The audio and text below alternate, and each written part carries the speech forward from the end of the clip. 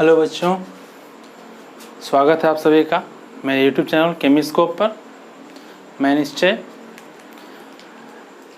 Discuss करेंगे आज हम लोग फिर नेक्स्ट टॉपिक। हमारा चैप्टर डिस्कस कर रहे थे हम लोग केमिकल रिएक्शन एंड इक्वेशन। उसमें थर्ड जो टाइप है that is the displacement reaction, उसके बारे में आज हम लोग चर्चा करेंगे। तो डिस्प्लेसमेंट रिएक्शन होता क्या है, नाम से ही पता चल रहा है, डिस्प्लेस करेगा यानी अपने जगह से डिस्प्लेस हो जाएगा, हट जाएगा, अपना जगह रिप्लेस कर देगा, है ना। तो आइए देखते हैं इसमें क्या होता है। तो इस टाइप ऑफ रिएक्शन में हमारे पास डिस्प्लेस करने के लिए एक एलिमेंट होता है जो किसी कंपाउंड के एलिमेंट को डिस्प्लेस करता है, यानी उसका जगह लेता है। तो हमें सबसे पहले तो पता होना चाहिए कि हम इस रिएक्शन में डिस्प्लेस करने जा रहे हैं, यानी रिप्लेस करने जा रहे हैं, ठीक है। तो इसका डेफिनेशन देखिए, it is a reaction between element and A compound. ये एक रिएक्शन है एक एलिमेंट और एक कंपाउंड के बीच में। ये BC एक कंपाउंड है, A यहाँ पर एक एलिमेंट है, जिसमें ज़्यादा मोर रिएक्टिव एलिमेंट जो है डिस्प्लेस करेगा लेस रिएक्टिव को उसके कंपाउंड से। यानी ये जो कंपाउंड है इसमें जो एलिमेंट मेरा रिप्लेस होने वाला है वो इस मुकाबले A के मुकाबले कम रिएक्टिव होगा, यानी A ज़्यादा रिएक्टिव होगा, B कम रिएक्टिव होगा, ठीक है। जैसा कि हमने अभी कॉम्बिनेशन किया तो उसमें क्या करते थे, मिला देते थे। इसके पहले जो हमने रिएक्शन देखा डिस्प्लेसमेंट में, जो रिएक्टेंट है वो एक एलिमेंट और एक कंपाउंड है, दोनों मिलाकर है, और इसमें इसका जगह रिप्लेस हो जाता है। कैसे रिप्लेस होता है, तो सबसे पहले यहाँ पर A एक एलिमेंट है और B एक कंपाउंड है। B कंपाउंड है तो इसमें दो आयन होंगे, B प्लस और C माइनस। हम लोग जानते हैं कि किसी भी कंपाउंड में हम जानते हैं कि लेफ्ट मोस्ट एलिमेंट जो होता है वो हमेशा पॉजिटिव होता है, it is the metal ion, and the right most element is the negative ion that is the non metal, ठीक है। तो मोर रिएक्टिव एलिमेंट जितना ज़्यादा रिएक्टिव होगा वो डिस्प्लेस करेगा आसानी से लेस रिएक्टिव को, यानी ये डिस्प्लेस कर दिया इसको और ये इसके जगह पे ये बन गया, ठीक है। अब देखते हैं इसमें कंडीशन क्या है। As compare to element A, as compare to element A, element B should be less reactive, then only the reaction will proceed. Element B जो है एलिमेंट A के मुकाबले लेस रिएक्टिव होना चाहिए, तभी मेरा ये रिएक्शन प्रोसीड करेगा, यानी आगे बढ़ेगा, ठीक है। तो यहाँ पर जो कंपाउंड BC है मान लीजिए, तो इसमें क्या है, ये एक मेटल है और ये एक नॉन मेटल है, तभी ना होल एज ए कंपाउंड बना, है ना, ठीक है, एज ए होल कंपाउंड बना। तो अब इसको सिंपल वे से एग्जांपल से डील करते हैं। सिंपली एग्जांपल से डील करेंगे कि जिंक और कॉपर सल्फेट का एग्जांपल लेंगे। Zn प्लस CuSO4 बन गया ZnSO4 और Cu। कैसे बना, कैसे बना, जिंक कॉपर से ज़्यादा रिएक्टिव है। अब ये रिएक्टिव है कि नहीं है, कम है कि ज़्यादा है, कैसे पता चलेगा, इसके लिए रिएक्टिविटी सीरीज हमें देखना पड़ेगा। उस पर अभी आएंगे, समझाएंगे उसको वो क्या है, और उसको याद भी कर लेंगे हम लोग अभी। तो जिंक और कॉपर सल्फेट इसको डिस्प्लेस किया, बट डिस्प्लेस करने से पहले इसका वैलेंसी भी आप चेक करेंगे, यानी इसकी क्या स्थिति है। तो जिंक का अगर आप देखें तो Zn में 2 प्लस है और कॉपर का 2 प्लस है, इसका 2 माइनस है, तो ये दोनों आपस में कंबाइन किया तो 2 प्लस 2 माइनस कैंसिल आउट होकर के ZnSO4 हुआ और कॉपर मेरा अकेला रह गया, ठीक है। बट अगर आप इसका रिवर्स देखेंगे that is Cu plus ZnSO4, तो ये रिवर्स पॉसिबल नहीं है, ये रिएक्शन होगा ही नहीं, नहीं होगा ये रिएक्शन, ठीक है ना। इस चीज़ को ध्यान देना है। कभी कभी क्वेश्चन ऐसे पूछे जाते हैं एक नंबर में हमें कंफ्यूज करने के लिए, बट हमें कंफ्यूज नहीं होना है, हमें रिएक्टिविटी सीरीज को याद रखना है। एग्जाम्पल 2 देखिए, आयरन और सिल्वर नाइट्रेट। तो ये क्या बन गया, ये इसका आयरन का नाइट्रेट बन गया और उधर सिल्वर अलग हो गया, है ना। तो यहां पर आप क्लियरली देख सकेंगे कि आयरन इसके मुकाबले ज्यादा रिएक्टिव है, इसके मुकाबले ज्यादा रिएक्टिव है, इसीलिए ये इसके साथ रिएक्ट कर गया। यहां पर आप इसका वैलेंसी देखेंगे, Mr का मतलब हुआ मोस्ट रिएक्टिव और Lr का मतलब हुआ लीस्ट रिएक्टिव। यहाँ पर Fe का देखेंगे आप 2+ होता है वैलेंसी, NO3 का 1-, तो ये क्रिस क्रॉस करके FeNO3 बनाएगा, जिसको हमने यहाँ लिखा। अब रिएक्टिविटी सीरीज क्या है, ये बहुत ही इंपॉर्टेंट सीरीज है, ये NCERT में इसी तरह से दिया हुआ है, इसीलिए इसको हमने लिखा और इसी को फॉलो करेंगे।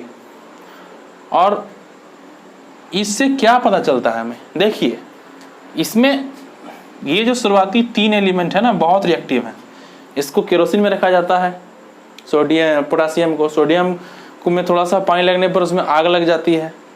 कैल्शियम बहुत रिएक्टिव है, ये मॉडरेट है और ये लीस्ट है। यहाँ पे नीचे जगह नहीं था इसलिए हमने इसे यहाँ लिखा है, बट ये नीचे होता है सबसे नीचे। तो पहले पोटासियम है K, फिर Na सोडियम, फिर कैल्शियम, फिर मैग्नीशियम, फिर एल्युमिनियम आता है, फिर जिंक आता है, फिर आयरन आता है, फिर लेड आता है, फिर हाइड्रोजन, फिर कॉपर। उसके बाद हाइड्राकार्बन मतलब मरकरी, अर्जेंटम मतलब सिल्वर, ऑरम मतलब गोल्ड और Pt मतलब प्लेटिनम। आप यहाँ पर देखेंगे जो हमने रिएक्शन किया है यहाँ कॉपर और जिंक सल्फेट, तो यहाँ पर जिंक देखिए कॉपर से बहुत ऊपर है, इसीलिए इसको डिस्प्लेस कर दिया। दूसरा एग्जांपल देखिए, आयरन और AgNO3, तो सिल्वर नाइट्रेट, तो आयरन और AgNO3, Ag यहाँ पर है और आयरन यहाँ पर है, बहुत ऊपर है, इसलिए इसको डिस्प्लेस कर दिया। समझ रहे हैं ना। अब इसको याद कैसे करें, रटना नहीं है, समझना है। इस पे एक ट्रिक है, बहुत इजी है, इसको ऐसे ही हिंदी में याद करना है। पोसो का मेल जिलोसी हाइकोटिन C50, लास्ट में पौ दे देंगे, ये नया ऐड हुआ है प्लैटिनम के लिए। अब पो से हो गया potassium, potassium that is K। उसके बाद सो से हो गया सोडियम दैट इज Na। उसके बाद का से हो गया कैल्शियम दैट इज Ca। मेल में आता है 2 म + एल, तो म से हो गया Mg, ये हो जाएगा म, और एल से हो जाएगा एल्यूमिनियम दैट इज मेल से 2 एलिमेंट आ गए, मेटल आ गए। जिलोसी जिंक लोहा सीसा, जी से हो गया जिंक, ये हो गया जी। आयरन को कहते हैं हिंदी में लोहा, लेड मतलब होता है सीसा, इसीलिए सी। उसके बाद हाइको, तो हाइको में 2 है, हाई और को। हाई से हो गया हाइड्रोजन, हमने इसे हाइड्रो लिखा है शॉर्ट में, ये हो जाएगा हाइड्रोजन। और Cu कॉपर, को हो गया कॉपर। 50 पारा चांदी सोना, 50 हो जाएगा पारा चांदी सोना, पारा हो गया Hg हाइड्रागायरम, चांदी सिल्वर, सोना हो गया सो, प से हो गया प्लैटिनम। तो पोसो का मेल जिलोसी हाइकोटिन C50 और लास्ट में प, इसको जोड़ देना है, नया जोड़ा है प्लैटिनम, सबसे लीस्ट रिएक्टिव होता है। तो इस तरह से आप इसको याद कर लेंगे और आशा है कि आपको ये बहुत इजी लगा होगा। इसको याद कर लेने से ही हमें डिस्प्लेसमेंट रिएक्शन समझ में आएगा और हम को ये ज्ञान होगा, समझ में आएगा, नॉलेज होगा कि हम डिस्प्लेस करें या नहीं करें गिवन रिएक्शन में, होगा या नहीं होगा। नहीं तो कभी कभी क्वेश्चन इस तरह के भी आ जाते हैं और हम उसको डिस्प्लेस कर देते हैं और सोचते हैं कि हमने कर लिया, बट वो होता ही नहीं है एक्चुअली में, और उसमें हमारा मार्क्स कट जाता है। ठीक है, तो अब इसके बाद हम एक एक्टिविटी देखेंगे और एक्टिविटी के बाद फिर हम समझेंगे कि उसमें कैसे हो रहा है डिस्प्लेसमेंट रिएक्शन, और फिर उसके बाद हम आ जाएंगे डबल डिस्प्लेसमेंट में, दैट इज 4th टाइप्स, है ना। तो आइए देखते हैं अब इसके बारे में पढ़ते हैं आगे। आइए अब हम डिस्प्लेसमेंट रिएक्शन का एक एग्जाम्पल देखते हैं एक्टिविटी के थ्रू, जिससे हमको समझ में आ जाएगा इसमें क्या हो रहा है। और ये एक्टिविटी हमने स्टार्टिंग में भी किया है, आपको याद होगा पहले लेक्चर या दूसरे लेक्चर में हमने किया है, इसको अच्छे से समझा है। फिर से एक बार देखते हैं एक्टिविटी क्या है। Reaction of zinc ग्रैन्युल्स that is zinc with dilute sulphuric acid, dilute sulphuric acid. तो मेरा रिएक्शन है Zn + H2SO4 बन गया मेरा ZnSO4 और H2। ये रिएक्शन में कुछ इस तरह का अरेंजमेंट है। हमने जिंक ग्रैन्युल्स को डाइल्यूट H2SO4 के साथ मिला दिया और ऊपर से उसके मुंह को टाइट कर दिया कॉर्क से, और उसमें ग्लास ट्यूब डाल दिया जिसके थ्रू मेरा हाइड्रोजन गैस रिलीज होगा, H2 गैस रिलीज होगा। थिस्टन फनल के अंदर ये सारा अरेंजमेंट है। तो जिंक यहाँ पर मोर रिएक्टिव है और H2SO4 यहाँ पर लेस रिएक्टिव है, ठीक है। तो ZnSO4 में Zn का 2+ है और SO4 का 2- है, तो मेरा यहाँ पर क्या हो जाएगा ZnSO4 सिंपली बन जाएगा।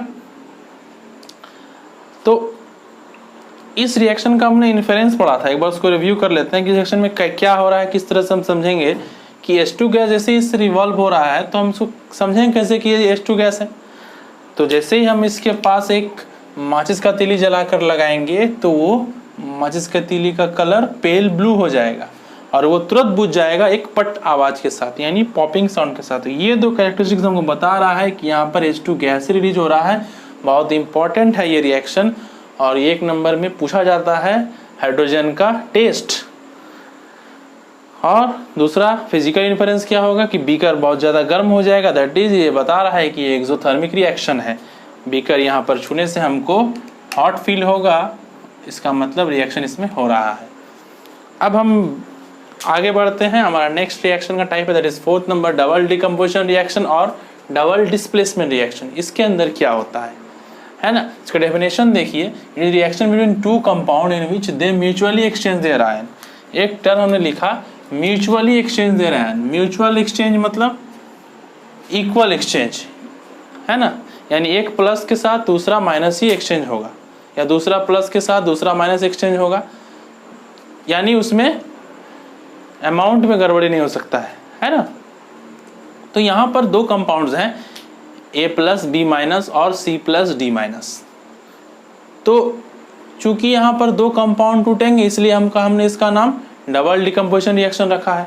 डबल डिकम्पोजिशन, 2 डिकम्पोजिशन है ना, 2 बार टूट रहा है, डिकम्पोज हो रहा है, दोनों अलग अलग डिकम्पोज हो रहा है बट साथ में साइमल्टेनियसली, इसलिए इसका नाम डबल डिकम्पोजिशन। और डबल डिस्प्लेसमेंट इसलिए क्योंकि 2 कंपाउंड्स अपने आयंस को इंटरचेंज कर रहे हैं। आप अगर ध्यान से देखें यहाँ पर 2 कंपाउंड्स अपने आयंस को इंटरचेंज कर रहे हैं, इन द सेंस ये यहाँ पर कुछ और बन जा रहा है और ये यहाँ पर कुछ और बन जा रहा है, ध्यान से देखेंगे। बट इसका A+ इसके D- के साथ आ रहा है और इसका C+ इसके B- के साथ आ रहा है। और आप ध्यान से देखेंगे order of plus and minus, that is the positive ion always exist in the left side and the negative ion always on the right side. ये ऑर्डर चेंज नहीं हो रहा है, आपस में मेंटेन्ड है। जिसको ध्यान देना होगा कि आप एलिमेंट्स का ऑर्डर उसके आयंस के अकॉर्डिंग रखें, उसको चेंज ना करें, उससे छेड़छाड़ ना करें, ठीक है। उसके बाद ये एक ऐसा रिएक्शन है जिसमें कंपाउंड टूटते हैं और म्यूचुअली अपने आयंस को एक्सचेंज करते हैं। इसका मतलब म्यूचुअल एक्सचेंज मतलब इक्वल एक्सचेंज। तो यहाँ पर A और C कैटायंस है, that is the positive ions हैं, और B और D यहाँ पर एनायंस हैं, दैट इज नेगेटिव आयंस हैं। क्लियर। अब ये जो डबल डिस्प्लेसमेंट रिएक्शन है इसका एक नेचर होता है, 2 नेचर है, एक है प्रेसिपिटेशन, एक है न्यूट्रलाइजेशन। प्रेसिपिटेशन मतलब जब कोई रिएक्शन हो रहा है तो नीचे कुछ जम जाएगा, यानी रिएक्शन होने के बाद नीचे हमको कुछ सॉलिड स्टेट में मिलेगा, जमा हुआ मिलेगा, यानी कि वो बताया वो रिएक्शन के बाद का रेसिड्यू है, जिसको हम लोग स्टैंडर्ड लैंग्वेज में प्रेसिपिटेट बोलते हैं। और न्यूट्रलाइजेशन रिएक्शन में एसिड प्लस बेस हमेशा रिएक्ट करेगा तो सॉल्ट और वाटर बनाएगा, यानी इसके जगह पर एसिड होगा, यहाँ बेस होगा, यहाँ सॉल्ट हो जाएगा और यहाँ वाटर हो जाएगा। वाटर में भी तो होता है positive negative, H plus OH minus होता है ना। अब इसको देखेंगे बड़े डिटेल से और बहुत ध्यान से, और इस पर इस तरह से ये डबल डिस्प्लेसमेंट भी खत्म हो जाएगा। तो आइए देखते हैं नेक्स्ट स्लाइड में। आइए अब देखते हैं प्रेसिपिटेशन रिएक्शन और न्यूट्रलाइजेशन रिएक्शन के बारे में। प्रेसिपिटेशन रिएक्शन पहले क्या है, जब कोई रिएक्शन हो रहा है दो कंपाउंड के बीच, म्यूचुअली रिएक्शन हुआ और उसमें आयन का एक्सचेंज हुआ, और आयन एक्सचेंज के बाद फॉर्मेशन ऑफ इनसॉल्युबल सब्सटेंस हुआ, यानी इनसॉल्युबल सब्सटेंस का फॉर्मेशन हुआ यानी बना, तो उसको हम प्रेसिपिटेट बोलते हैं, है ना। तो इसमें सिंपली, इसमें भी, इस रिएक्शन में भी दो कंपाउंड के बीच रिएक्शन हो रहा है और इनमें एक कंपाउंड जो बना एज ए प्रोडक्ट वो हमेशा प्रेसिपिटेट बन रहा है।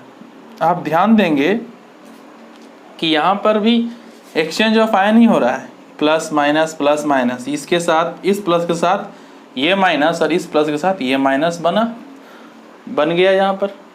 तो ये भी डबल डिकम्पोजिशन रिएक्शन ही है, बट इसका बिहेवियर, नेचर थोड़ा अलग है, ठीक है। अब नेक्स्ट है न्यूट्रलाइजेशन रिएक्शन। तो इसमें क्या है ना, हो सकता है कि डबल डिस्प्लेसमेंट रिएक्शन जब हो रहा है तो उसमें कोई न्यूट्रल सब्सटेंस बन जाए, न्यूट्रल क्या, जो किसी से रिएक्ट ना करे, न्यूट्रल सब्सटेंस बन जाए, है ना। तो ऐसा रिएक्शन जिसमें दो कंपाउंड रिएक्ट करने के बाद न्यूट्रल सब्सटेंस बनाएगा तो उसको बोलते हैं न्यूट्रलाइजेशन रिएक्शन। जनरली हमेशा एसिड के साथ जब बेस रिएक्ट करता है तो सॉल्ट और वाटर बनता है, that is a neutral product. इसमें भी AB प्लस CD है और यहाँ भी प्लस और माइनस आयन है, और यहाँ भी फिर यहाँ पर म्यूचुअल एक्सचेंज ऑफ आयन्स है, और जो कि न्यूट्रल सब्सटेंस बना रहा है। एसिड और बेस को हमने मिलाया एक साथ, सॉल्ट और वाटर में मिला, और आप यहाँ देख सकते हैं कि HCl और NaOH के साथ H का प्लस और OH का माइनस यहाँ अलग बन गया, और Na का प्लस और Cl का माइनस यहाँ अलग बन गया। HOH बना और NaCl बना, और HOH में क्या है, वाटर, दैट इज H2O। तो इस वजह से हम इसको भी डबल डिकम्पोजिशन रिएक्शन का ही पार्ट कह सकते हैं, बट इसका बिहेवियर इससे बहुत अलग है। तो यहाँ तक हमारा डबल डिकम्पोजिशन और डबल डिस्प्लेसमेंट रिएक्शन था, that is the fourth part, यहाँ कंप्लीट होता है। हमारे नेक्स्ट वीडियो में हम अगले टाइप्स की चर्चा करेंगे, आगे देखेंगे। तो आप सभी को अगर ये वीडियो पसंद आए तो कृपया मेरे चैनल को सब्सक्राइब कीजिए, वीडियो लाइक कीजिए और शेयर कीजिए, और बेल बटन ज़रूर दबाइए। Thank you very much.